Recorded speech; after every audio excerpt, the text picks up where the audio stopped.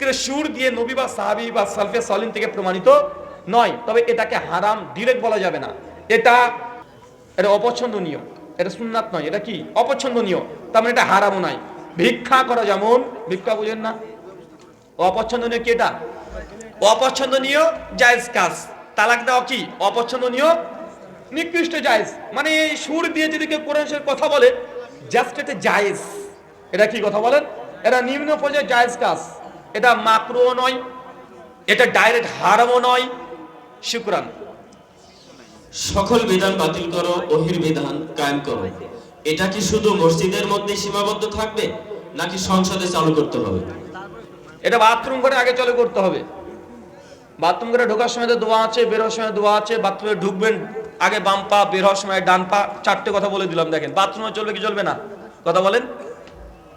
কিবলার দিকে যদি মুখ করে বসেন, পেশাব পায়খানা ফিরতে ফিরতে পারবেন না, কেন বাথরুম ঘরে কি ইসলাম নাই? বাথরুম যেমন ঘরে ঢুকবেন দাঁড়িয়ে পেশাব করতে পারবেন না, এটা কি কোরআন হাদিসের কথা নয়? বাথরুমের মধ্যে আছেন হাঁচি উঠেছে, আলহামদুলিল্লাহ বলতে পারবেন না, এটা কি বাথরুমের কথা নয়? বাথরুমে 20 নিয়ম নীতি আছে। আহলে হাদিসদের দাবি সকল বিধান বাতিল করো, ওহির বিধান কায়েম করো, একদম মসজিদ থেকে শুরু করে সংসদ ভবন সব জায়গাতে। এখন বলতেন তাহলে আপনারা কি করছেন, আপনারা তো দেখি না কোনো কাজ করতে। আমি বলবো তুমি কি কাজ করেছো 70 বছর ধরে? গোটা বাংলাদেশে এক মুসল্লার সমপরিমাণ কোনো জায়গা দিন ক্যাম্প করে দেখাতে পেরেছো? গোটা বাংলাদেশ নেই এক মুসল্লা, এক মুসল্লা বুঝেন মানে একটা জায়নামাজ সমপরিমাণ জায়গাতে দিন ক্যাম্প করতে পেরেছো? কিছু পারো নয়। কি করেছে তোমার হুজুররা এসে বড় বড় চিৎকার মেরেছে, চিৎকার মেরে জিয়াদ জিয়াদ ফজ করে দিয়েছে।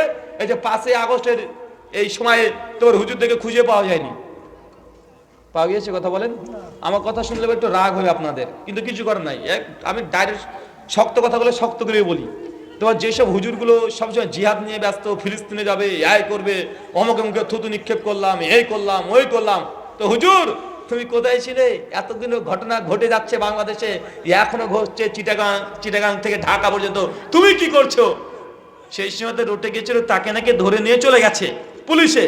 ওবার পরে আবার ফেসবুকে স্ট্যাটাস দিচ্ছে যেটা ভুল খবর, আমাকে ধরে নিয়ে যায়নি, আমি সুরক্ষিত আছি, আমি এখন ওলামাদের কাছ থেকে জ্ঞান চর্চা করছি। বেটা ওরা বাংলাদেশের মানুষ হত্যা হয়ে যাচ্ছে, রাজধানী হচ্ছে, আর অনেকে জ্ঞান চর্চা করছে। এ হচ্ছে, আর নতুন করে বলছি না ভাই, ইয়ে হচ্ছে মুজাহিদ। আপনাদের যতগুলো বেশি বাড়াবাড়ি করে জিহাদ, আই করবো আই করবো আই করবো, একজনকে এই যে 16 জুলাই থেকে শুরু করে আগস্ট পর্যন্ত দেখতে পেয়েছেন? কথা বলেন না। যখন একদম বিজয় লাভ হয়ে গেছে, চলে গেছে, হেলিকপ্টার উড়ে চলে গেছে, তারপর সব বের হচ্ছে বাঘের বাচ্চা, হ্যাঁ এবার সবকিছু করে ফেলবো। এগুলো হচ্ছে তাদের জিনিস, এগুলো বৈশিষ্ট্য। আর আহলে হাদিস এখনো যে কথা বলে, ক্ষমতা কে থাকলে সে কথা দেখে না, সবসময় সে কথাই বলে। আমরা গিরগিটির মতো পরিবর্তন হই না। যদি রাজনৈতিক কথা বলতে যাই অনেক কথা চলে আসবে, আমি আপনাদের মেহমান। আর বাংলাদেশের এখন সেন্সিটিভ ইস্যু, এখন কোনো কথা বললেই দুই দিক থেকে চাপ আসবে, কথা বুঝতে পারলেন? তাই সবসময় সব কথা সহজভাবে, সহজ কথাগুলো বললেও আপনারা বুঝতে পারবেন না। সমাজদারকে ইশারাই কাফি। শুকরান। শেখ আব্দুর রাজ্জাক বিন ইউসুফ বলেন, বাজারে বড় মাছ থাকলে সে মাছ গরিব লোক কিনলে সে হবে অহংকারী, আর ধনী ব্যক্তি না কিনলে সে হবে কৃপণ, উভয় লোক জাহান্নামে যাবে। এ বিষয়ে আপনার মতামত জানতে চাই। এটা উনাকে ব্যাখ্যা জিজ্ঞাসা করবেন। আসলে উনি একটা হাদিসকে সামনে রেখে এমন কথা বলে থাকেন যে সে ব্যক্তি জাহান্নামে যাবে না যে অহংকারী দরিদ্র। তো আপনাকে বুঝাতে গিয়ে কথা বলেছে, এটা ডিরেক্ট তিনি এইভাবে মনে, আমার মনে হয় না যে মনে করেন, এটা জাস্ট তাগিদ দেওয়ার জন্য। কিসের জন্য বলেন তো ভাইজান? তাগিদ, এটাকে বোঝানোর জন্য। যেমন তিনি এর আগে একটা কথা বলেছিলেন, ওই যে যদি মানুষের প্রস্রাব এতই ভয়ঙ্কর, বুঝাতে গিয়ে তিনি বলেছিলেন যে এক বালতি গরুর পোষ্যের মধ্যে যদি পোশাককে চুবিয়ে নিয়ে যে সালাত আদায় করেন হয়ে যাবে, কিন্তু মানুষের প্রস্রাবের এক ফোঁটা পোশাকে পড়লে হবে না।